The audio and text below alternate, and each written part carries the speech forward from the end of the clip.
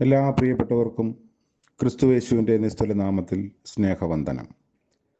ഇന്നത്തെ നമ്മുടെ ധ്യാനത്തിനായി അപ്പോസ്തല പ്രവൃത്തികൾ 9-ാം അധ്യായം 26-ഉം 27-ഉം വാക്യങ്ങൾ. അപ്പോസ്തല പ്രവൃത്തി 9-26-ഉം 27-ഉം. അവൻ യെരൂശലേമിലെത്തിയാറെ ശിഷ്യന്മാരോട് ചേരുവാൻ ശ്രമിച്ചു. എന്നാൽ അവൻ ഒരു ശിഷ്യൻ എന്ന് വിശ്വസിക്കാതെ എല്ലാവരും അവനെ പേടിച്ചു. ബർന്നബാസോ അവനെ കൂട്ടി അപ്പോസ്തലന്മാരുടെ അടുക്കൽ കൊണ്ടുചെന്നു.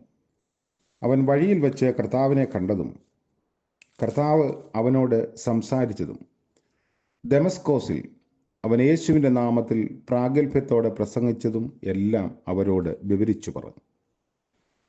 കർത്താവിൻ്റെ പരിശുദ്ധ നാമം വാഴ്ത്തപ്പെടുമാറാകട്ടെ. ശൗലിൻ്റെ മാനസാന്തരത്തിൻ്റെ ആത്മാർത്ഥതയെ സംശയത്തോടെ വീക്ഷിച്ച യെരുശലേമിലെ ശിഷ്യന്മാരും അതുപോലെ മറ്റ് യഹൂദന്മാരുമൊക്കെ ഉണ്ടായിരുന്നു. നഗരത്തിൽ നിന്ന് രക്ഷപ്പെടാതിരിപ്പാൻ നഗരഗോപുരങ്ങളിൽ കാവലൊക്കെ വെച്ചു യഹൂദന്മാർ. എന്നാൽ അവൻ്റെ ശിഷ്യന്മാർ രാത്രിയിൽ അവനെ ഒരു കൊട്ടയിലാക്കി മതിലിന് മുകളിലൂടെ ഇറക്കി വിട്ടു. ശൗലിൻ്റെ ശാരീരിക ലക്ഷണങ്ങളെക്കുറിച്ച് വളരെയൊന്നും അപ്പോസ്തല പ്രവർത്തികളിൽ നിന്നോ ലേഖനങ്ങളിൽ നിന്നോ ലഭിക്കുന്നില്ല. ഒരു വേദപുസ്തക നിഘണ്ടുവിൽ ശൗലിൻ്റെ ശാരീരിക വലിപ്പത്തെക്കുറിച്ച് വർണ്ണിക്കുന്നത് ഇങ്ങനെയാണ്: 4 അടി 10 ഇഞ്ച് ഉയരം, കഷണ്ടിത്തല, കാൽമുട്ട് തൊട്ട് താഴോട്ട് ബ്രാക്കറ്റ് പോലെ വളഞ്ഞ കാലുകൾ, കൃശാഗ്രഗാത്രൻ. അപ്രകാരം ചെറിയ മനുഷ്യനാകൊണ്ടായിരിക്കാം കൊട്ടയിലാക്കി രക്ഷപ്പെടുത്താൻ കഴിഞ്ഞത്.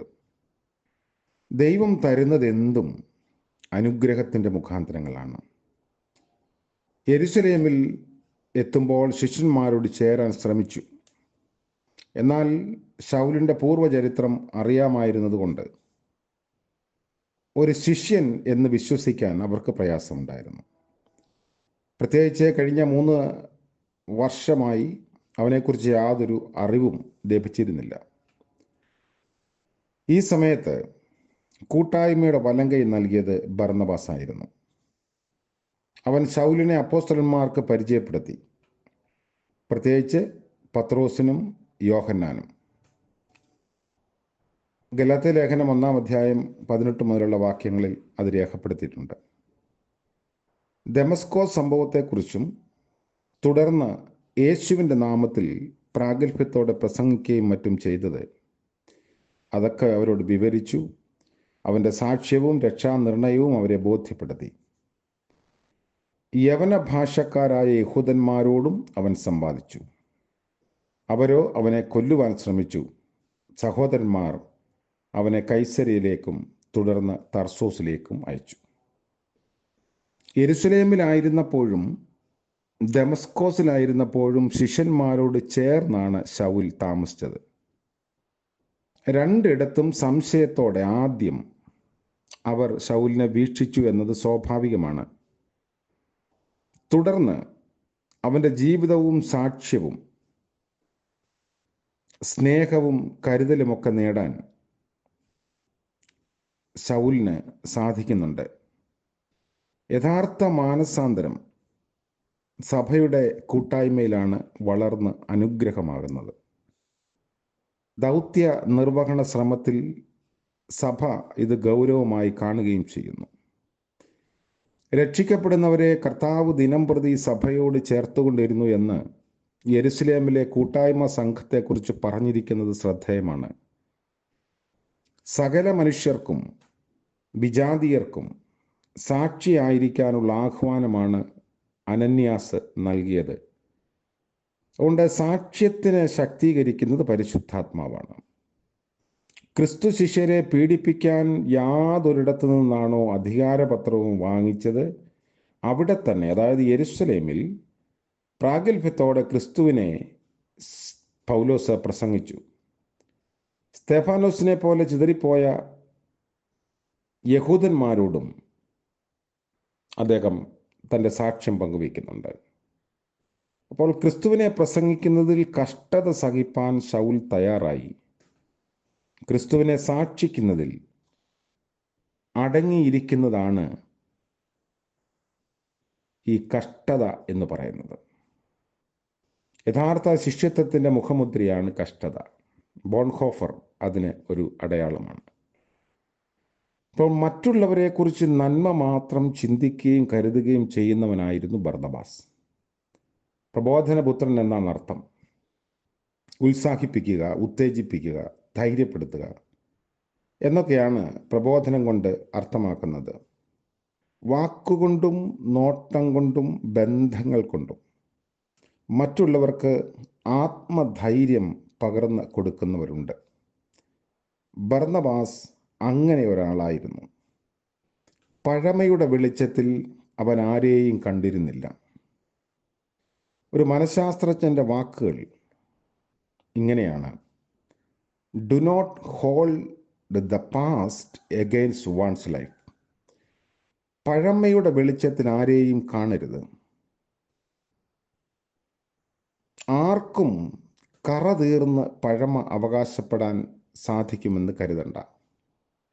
നമ്മുടെ പഴമ നോക്കാതെ അടുത്ത് ചെന്നപ്പോൾ മാറോടണച്ച് സ്വീകരിച്ചതാണ് യേശുവിൽ വെളിപ്പെട്ട ദൈവസ്നേഹം.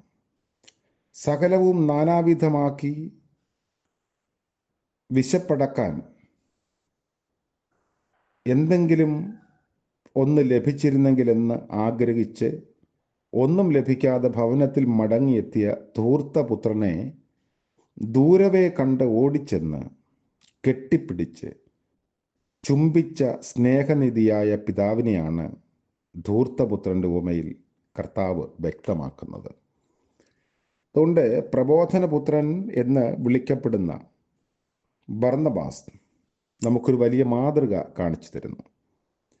ആരെയും ഇന്നലകളെ നോക്കി വിലയിരുത്താതെ ഇന്ന് എങ്ങനെയായിരിക്കുന്നു എന്ന് തിരിച്ചറിഞ്ഞ് സ്നേഹിക്കാൻ, കരുതാൻ, ഉൾക്കൊള്ളാൻ, മറ്റുള്ളവരുടെ മുൻപാകെ അവരെ ഉത്സാഹിപ്പിക്കാൻ നമുക്ക് സാധിക്കണം. അങ്ങനെ ഒരു ദൈവകൃപ പ്രാപിക്കേണ്ടതിനായി നമുക്ക് പ്രാർത്ഥിക്കാം. കാരുണ്യവാനായ വാഴ്ത്തപ്പെട്ട കർത്താവേ, പുതിയ ദിനത്തിൻ്റെ പ്രഭാതത്തിനായി സ്തോത്രം ചെയ്യുന്നു.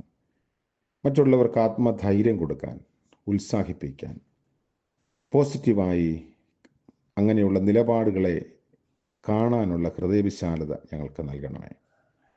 ഞങ്ങളുടെ വാക്കുകൊണ്ടും പ്രവൃത്തി കൊണ്ടും ആരും നിരാശരായി പോകാതെ, പിന്മാറിപ്പോകാതിരിപ്പാൻ ബലം പകരുന്ന വലിയ നിലപാടുകളെ ഉൾക്കൊള്ളാൻ ഞങ്ങളെ സഹായിക്കണമേ. ഇന്നത്തെ പകൽക്കാല ജീവിതത്തിൽ അവിടുത്തെ മാറ്റമില്ലാത്ത കൃപയും സാന്നിധ്യവും നൽകി അടിയങ്ങളെ കരുതണമേ. ഇന്ന് ജന്മദിനം ആഘോഷിക്കുന്ന പ്രിയപ്പെട്ടവർക്ക് വേണ്ടിയും വിവാഹ വാർഷികം ആഘോഷിക്കുന്നവർക്ക് വേണ്ടിയും വിശേഷമായി പ്രാർത്ഥിക്കുന്നു. അനുഗ്രഹത്തിൻ്റെയും നന്മയുടെയും പുതിയ നാളുകളെ നൽകണമേ. യേശു മശിഹ മൂലം പ്രാർത്ഥന കൃപയോടെ കേൾക്കുമാറാകണമേ. ആമേൻ.